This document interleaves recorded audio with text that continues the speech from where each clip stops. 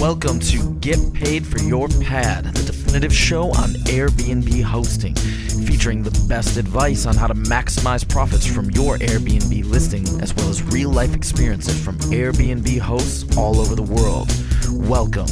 Get paid for your pad. Get paid for your pad. Get paid for your pad.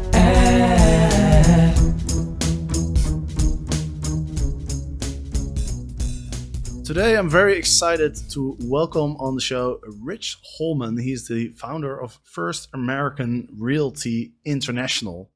And it used to be called different, and Rich will explain because it's kind of funny. But Rich, welcome to the show.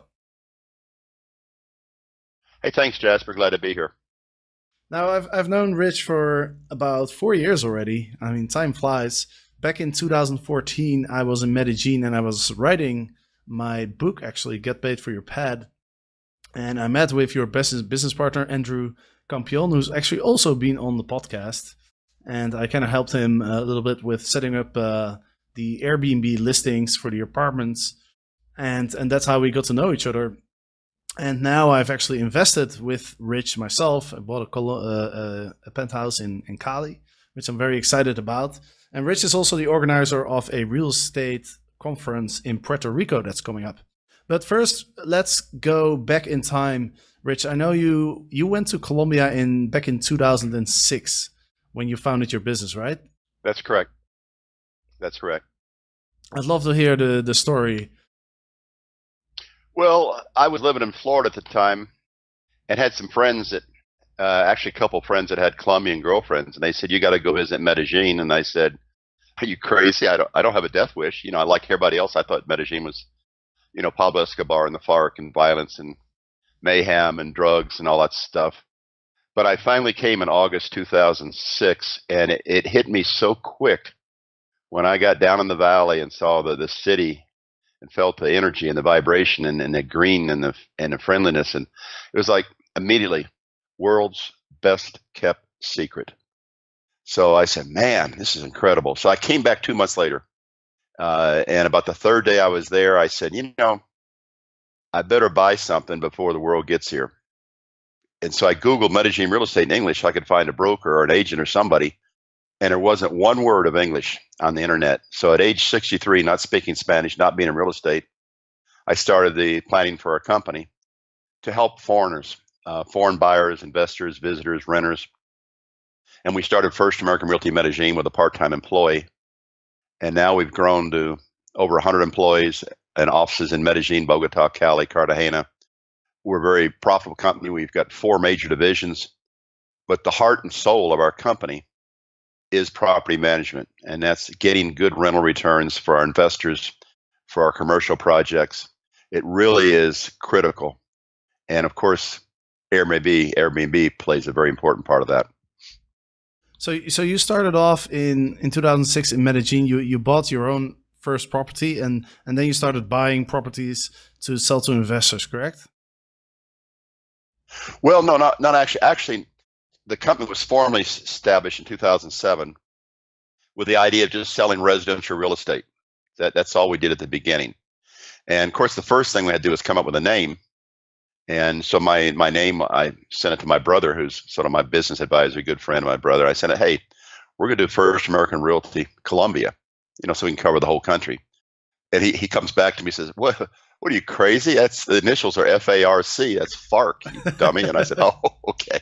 So we changed it to First American Realty Medellin and kept that name for 6-7 years until we started expanding and we went to international. But the property management came up almost by accident because about half our buyers the first 2 years wanted us to manage their properties. They weren't there full time. So we set up a property management group and grew that over time from one person. Now we're up to 20 people just in property management. And then we started doing commercial projects where we buy an old building, rehab it, furnish it, interior decorate it, and put it in the short-term rental market. Those are called PREPs, package real estate projects. We've done 13 of those now and been very successful. They're like a passive income. You invest in one of those and you get an 8% return every quarter, and you don't have to do anything, and you can get an investor visa. So people like those. They've been very, very popular. And then we did our tips, which you bought, turnkey property, where you bought it fully furnished, interior decorated. We do everything, and we just send you a check every month from your rental returns. And now, of course, we're going into coffee and agriculture. In fact, you forgot to mention you're in our coffee deal too. So that's right. I think that's going to be our best project ever. Yeah, it's you see, you got so many investments worldwide, you're forgetting half of them. I know, it's crazy. But finally, in our board meetings about 2 years ago, we got to thinking, if the dollar weakens, what's going to happen to our business in Colombia? Because the dollar, since 75% of our investors are U.S. based, but people with the dollar are having a heyday in Colombia. I mean, you get a steak dinner, bottle of wine, appetizers, a drink, and you'd be lucky to spend $15. And it's just crazy how inexpensive it is here if you've got dollars. But if the dollar weakens, where do we go? Where can we replicate our business model? And we're a dollar-based country. Well, we don't want to do Ecuador because it's sort of socialist. We like Panama, but the prices are a lot higher. We don't get the same returns. And about 2 years ago, we heard about Puerto Rico. And when I heard about the Puerto Rico story, it was like deja vu all over again. It reminded me of Medellin. All bad news. Everybody's thinking it's bad, jada, jada, jada. But yet, a great island, phenomenal opportunities, lower cost per square meter than Medellin, higher rental rates, get leverage there, tax incentives, business incentives. I mean, it's even better in our estimation than Colombia. So we're holding an investors conference next month, which you're going to be a speaker at.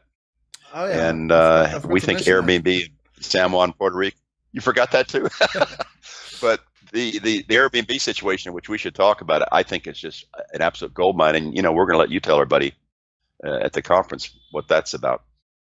Yeah, I spoke a little bit about the situation in Puerto Rico on my previous episode of this podcast, actually. And it really seems like there's lots of opportunities. So I'm really excited to go down there and to go check it out and to learn from all the other speakers at the conference. But I wanted to go into a little bit because I know you have so much experience. You have 12 years of experience of buying real estate overseas and doing property management.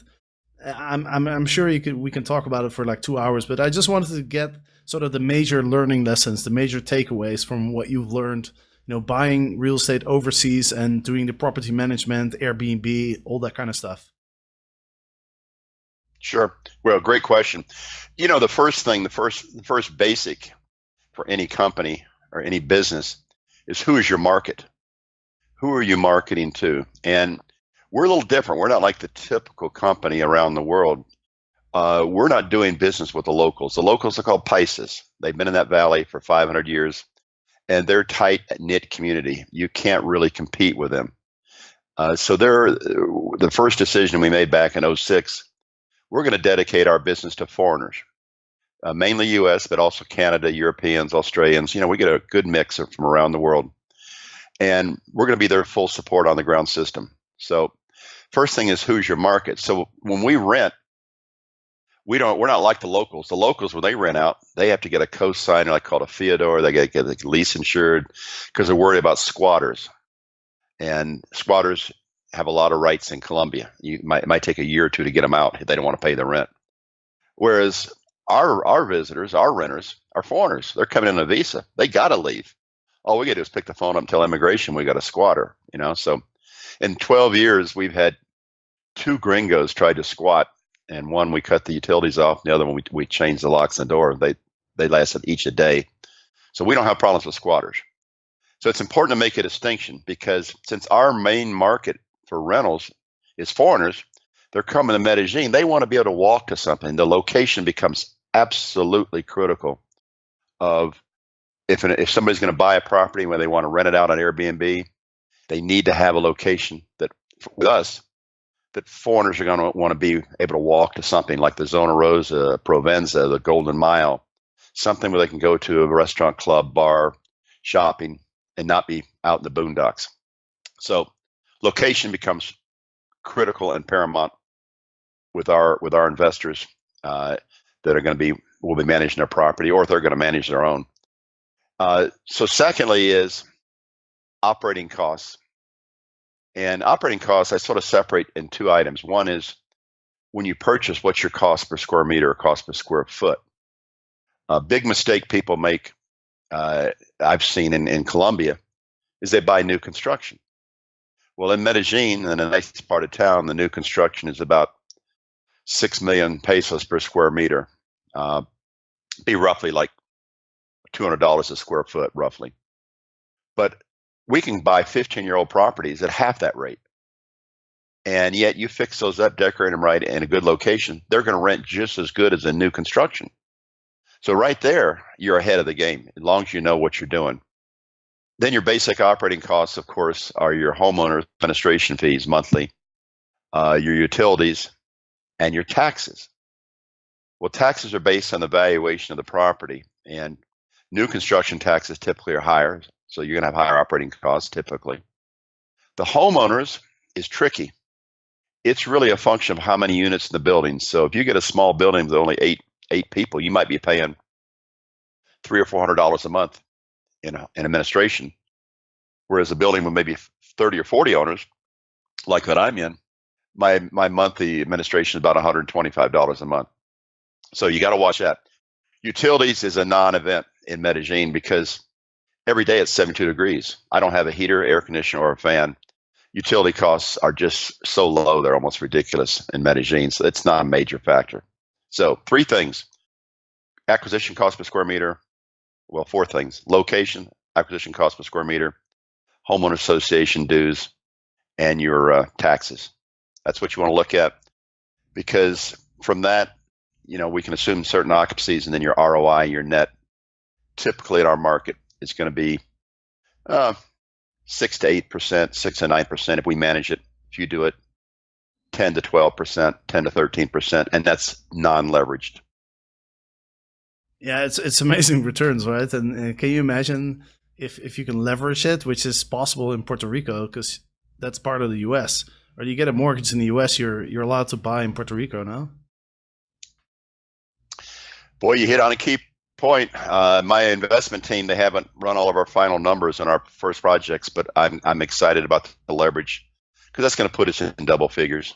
So we love it. I mean, and it's only like 5.5%, whereas Colombia, if we could get a mortgage, 12 to 14%, which to me that's not leverage. Wait. In Colombia, the mortgages are 12 to 14%. Yes. Wow. That's putting 30 or 40% down. And that's with proven credit income history, and that's with a short amortization of 10 to 20 years. I mean, and that's one reason Colombia is still a bargain, because we have a non-leveraged real estate market here. Yeah. So it's a much stronger, solid market with great value. I mean, Medellin, if you look at all the international cosmopolitan cities in the world and look at the cost per square meter on a comparative basis, the least expensive city in the world, which is also the best city in the world, is Medellin. I mean, it's because of Pablo, because of Netflix, because of all the BS in North America and Europe. They just don't get it till they, and before you came, you had these perceptions. Once you got here, wow, man, what a city. Yeah. And Pablo's dead, by the way, in case anybody's interested. Yeah, I got that memo. But you're absolutely right. I mean, when I first arrived in Medellin, I was really impressed. I was really surprised, actually. Like you said, it's a very modern city. I think they even won some innovation awards, didn't they? Yeah, it's about 4 years ago. They beat out Tel Aviv and New York City for the world's most innovative city. I mean, you got this great metro. They have the only metro system in Colombia. Great infrastructure. High-speed internet is phenomenal. Springtime every day. No bugs. There's no screen porches, no lanais here. The water is mountain spring water. You can drink out of the tap. It's cleaner than bottled water. Great culinary options now. Just a vibrant, fun city. And for any of you guys that are single, and well, there's a lot of beautiful people here. The people here look nice. They take care of themselves, and great health care.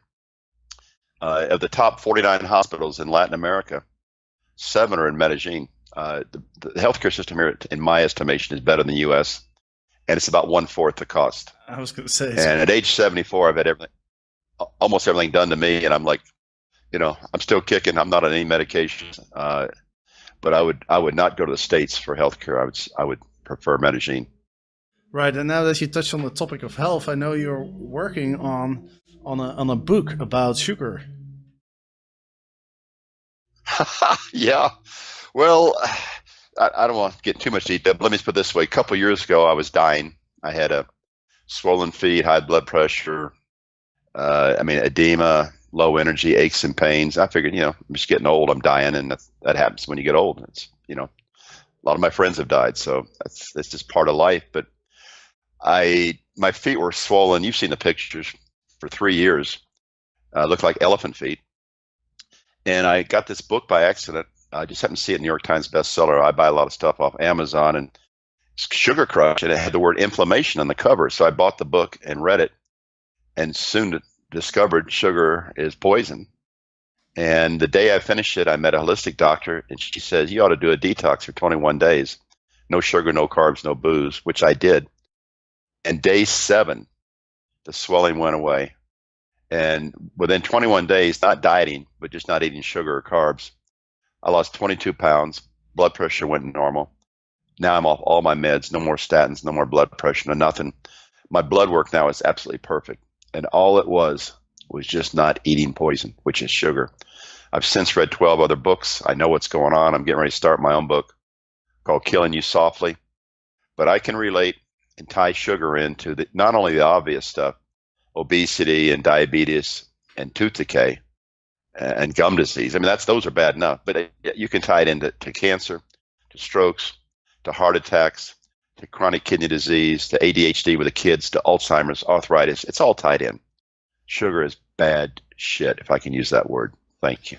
Okay. Well, one of the reasons why I wanted to quickly mention it is because I actually stopped eating sugar myself quite a long time ago, because I randomly ran into this lecture by a guy by the name of Robert Langford. I think his name was.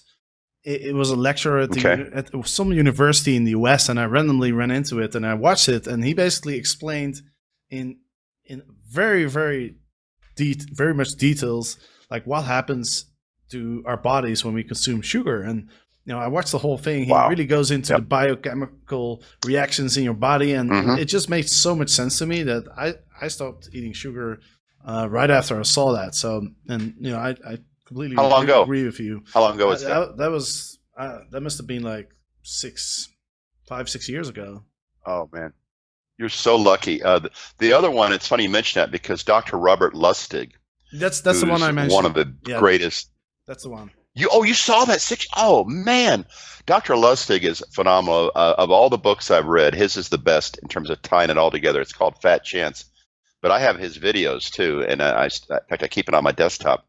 And you look at that video, and when he shows the way you metabolize or try to metabolize sugar, well, you really can't.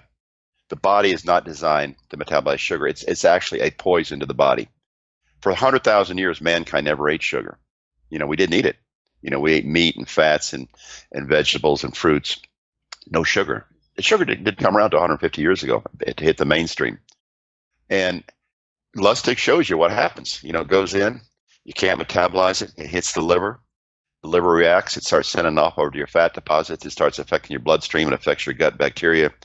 It causes insulin spikes, which then retard your leptin, which is so critical to run the hypothalamus. It just does so much bad crap.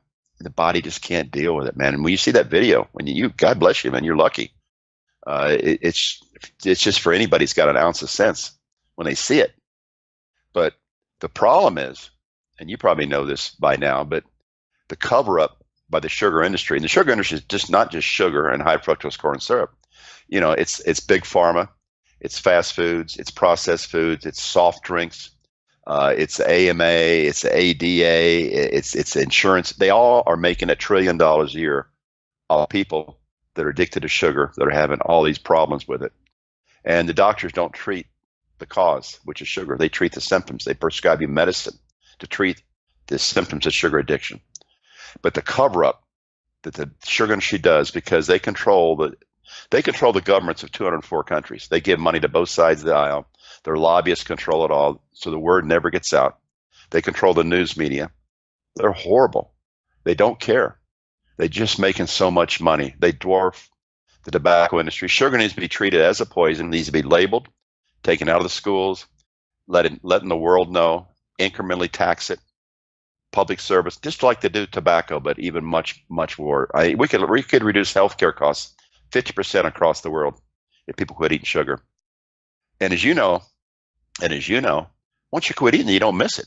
But the comparison to sugar and cocaine are incredible. They both do the same thing, the way they stimulate dopamine. And I've been talking to people that are former cocaine users and sugar users, and every one of these people told me it's harder to give up sugar than give up cocaine.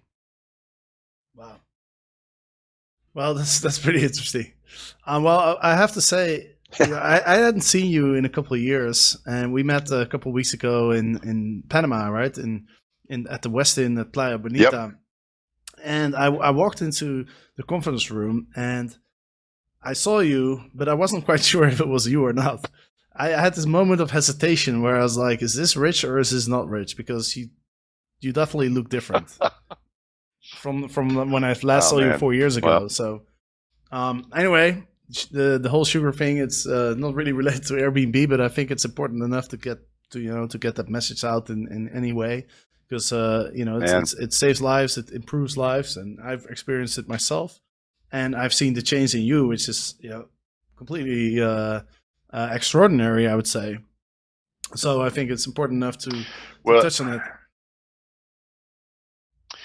Jasper, if we can just get one person just to quit eating sugar out of this podcast, we've done something good. Because I know that myself, when I was dealing with this, it's called metabolic syndrome, which is all caused by the sugar.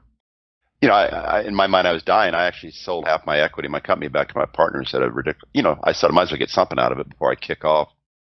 And now looking back, I wish I hadn't done it, but I'll take good health over money anytime. And, in my mind right now, I might have 20 good years left. I feel it. And you saw me. I mean, all the energy's back. Everything feels good and everything's working. And 74, no medication, not a pill, man. And I feel blessed, but it's great you're sharing that message. That's nothing more important than you can share. It's more important than money, more important than Airbnb, more important than anything. So I'm glad you brought it up.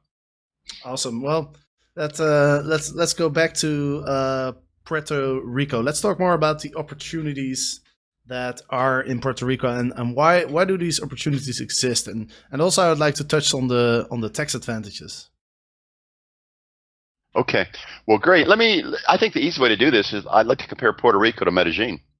It's funny because the comparisons are uncanny. We've got about 3.7 million people in Medellin, and Puerto Rico and the island's got about 3.5 million. Our climate is springtime all year. Puerto Rico's tropical all year. We don't have a beach. Puerto Rico's got one. So I sort of call Puerto Rico Medellin with a beach. Tourism growth in Colombia and Medellin is exceptionally strong. And Puerto Rico is very strong, even before Hurricane Maria. But they're getting ready to crank it up big time for the future, which we'll talk about in the conference, because that's very important. Because let me dwell on this for a minute. Puerto Rico, for 60 years, had all these business and tax incentives called Manufacturing Act 936. They never developed their tourism business. Right now, Puerto Rico tourism is 6% of their GDP. If you look at all the other hundreds of islands in the Caribbean, their percent of tourism GDP is 20 to 40%. So Puerto Rico, one of the ways they're going to get out of this trap is to expand tourism. And they've just privatized the whole tourism to a privatized group. No more government running this. Brilliant move. So we're excited about that. Tourism growth is great and going to get stronger. Real estate prices on a cost per square meter. Medellin is very low, as I mentioned. Well, in San Juan, for comparable areas, it's even lower in Puerto Rico. And part of this was just because the island was having problems. And, of course, the hurricane made it even worse. So it is a great time to be looking to purchase. But the key, and this is key for you and your listeners, is the rental market. There is just not a lot of good quality rental spaces there, both hotels and Airbnb. And their prices are higher than Medellin. So get this. We're buying lower. We're renting out higher. Well, what does that do to ROIs? And Jasper, you started looking at the Airbnb in San Juan. It looks like a drunken sailor came off the beach with some netting and an anchor and threw it into an old apartment. They just don't show up well compared to the stuff that we do. where we use, professional interior decorators. I mean, our stuff looks like something out of Better Homes and Gardens or Architectural Digest. We're going to compete really well in the San Juan market. Colombia, we have no business incentives, no tax incentives. Puerto Rico, we got a ton of business and tax incentives, which we'll talk about at the conference.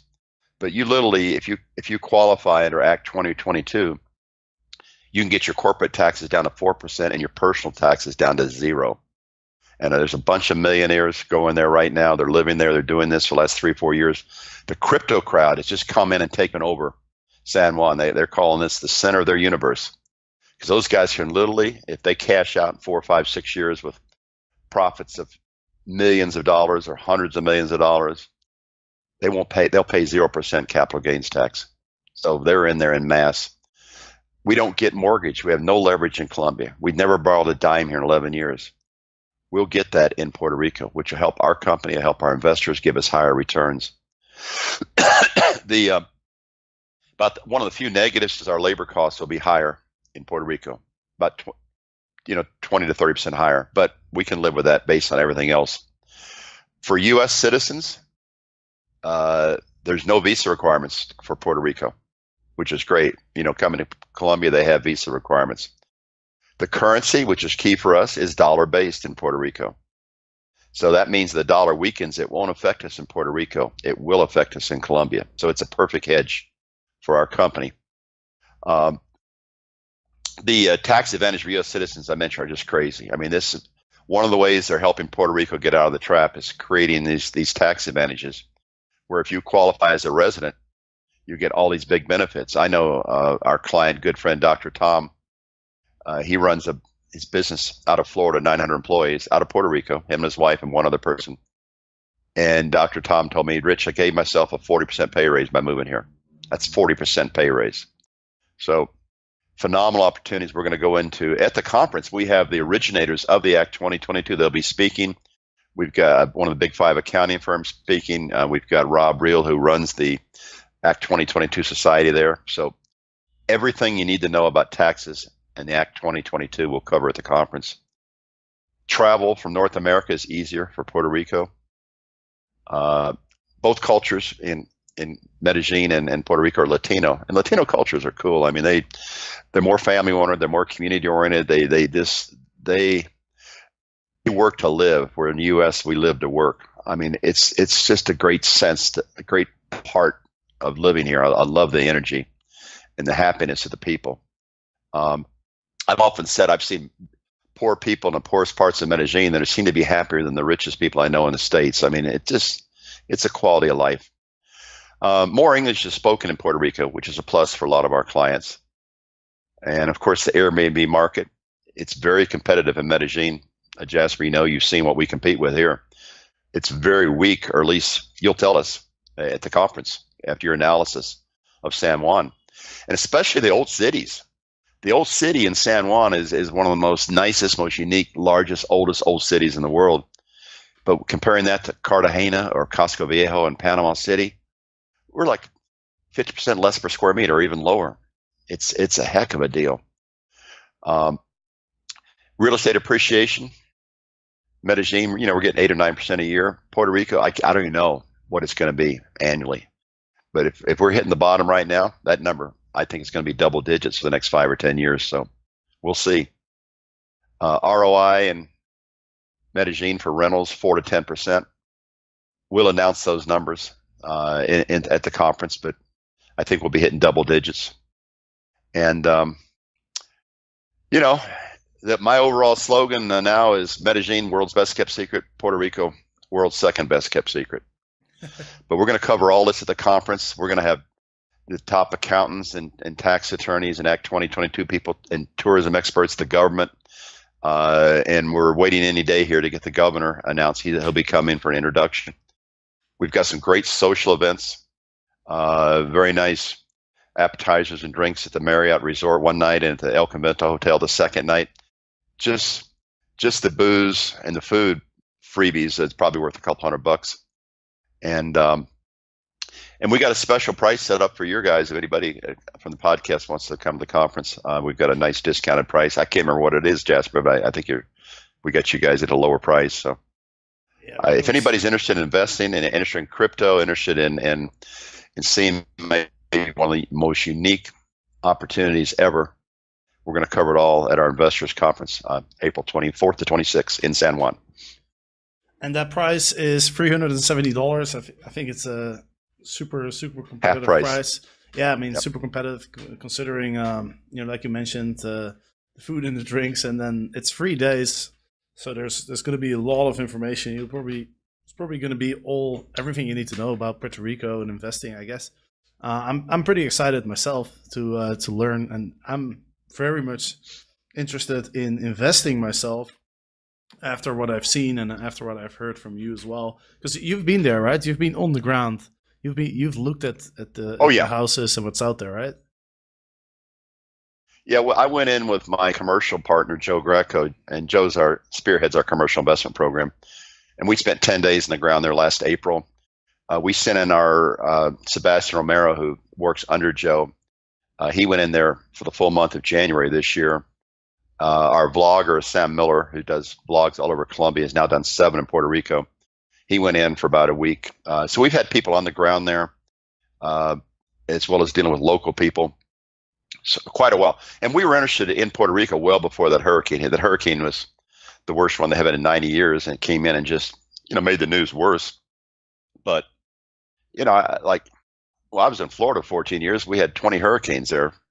And what do they do after a hurricane? They just rebuild. Well, it's not like, it's like the world thinks Puerto Rico's not going to rebuild and just disappear. No, they're rebuilding. And that's what people do after hurricanes. Hurricanes clear out the dead wood, and instead of rebuilding with a wooden structure and tin roof, they're going to rebuild with cinder block and concrete. So that's going on. And it's just that the real news and the fake news don't really report what's really happening in Puerto Rico and what will happen. And I guess it's also very important for Puerto Rico, for the rebuilding, that foreign investors, or I guess investors from the US won't be foreign, but that investors come in and spend their money to help rebuild the country. Yep. To help rebuild and help create jobs and to earn a fair investment return. I mean, for the people first in that taking that risk of the rebuilding and the recovery, they're going to make the most. So you're really doing 2 good things. You're making a good return, but you're also helping, and that's nice. Absolutely. Awesome, man. Well, it's great to get your thoughts. Is there anything else you wanted to mention about the conference or Puerto Rico? No, I think that's mainly it.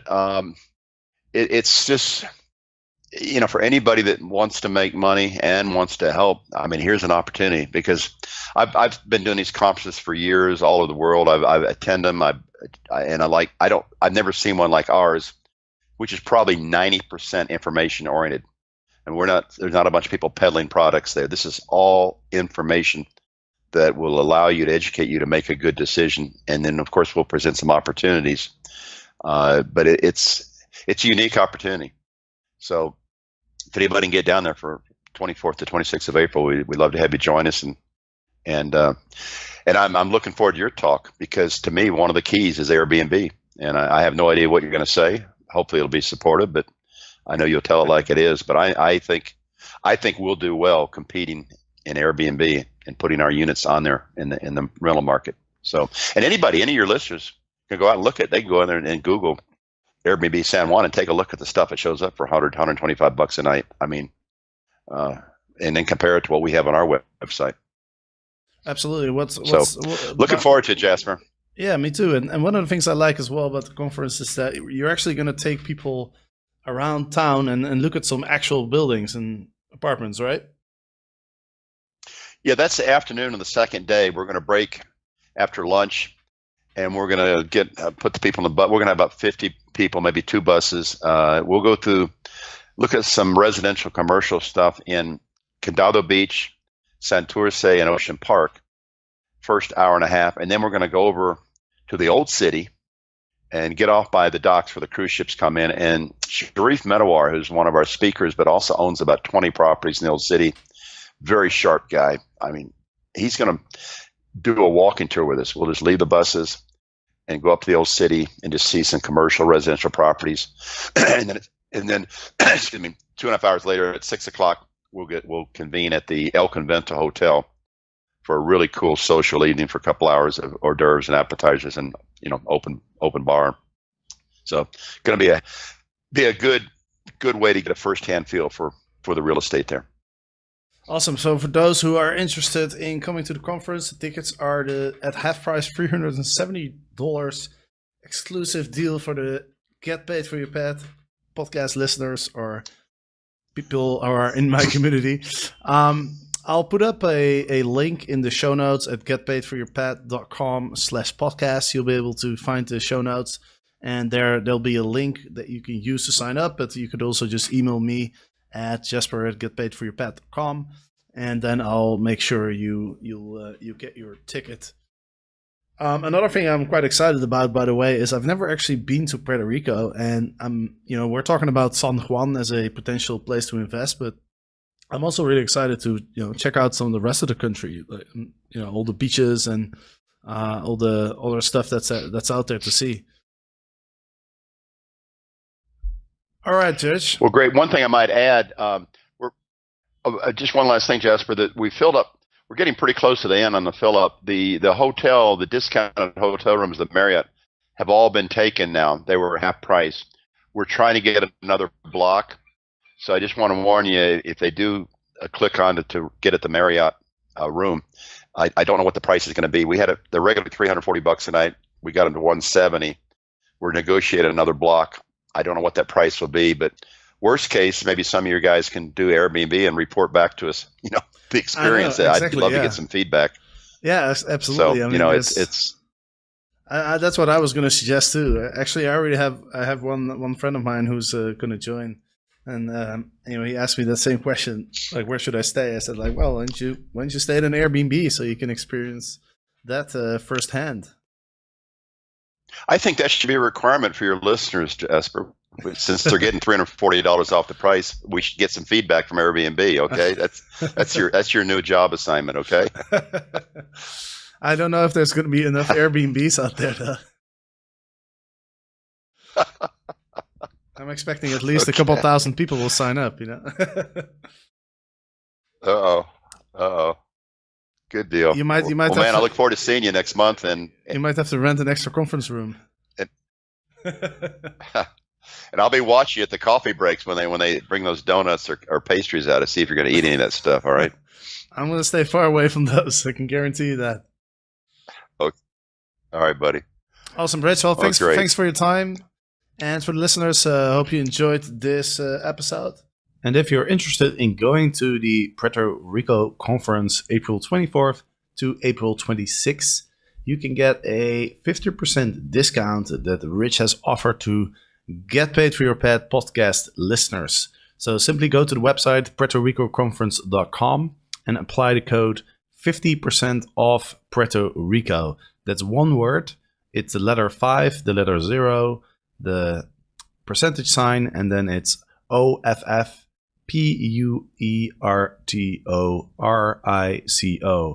And the first letters of the words are capitalized. So the first O is capitalized, the P and the R. So I'll be there, I'll be speaking, and I already know a bunch of members of the community are coming. And so it's going to be a lot of fun. There's going to be lots of social events going on as well. So I really look forward to seeing you there.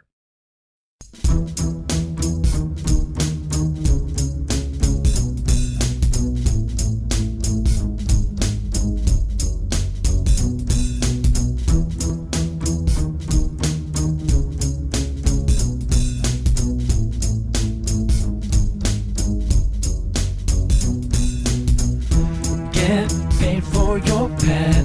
Get paid for your pet. Get paid for your pet.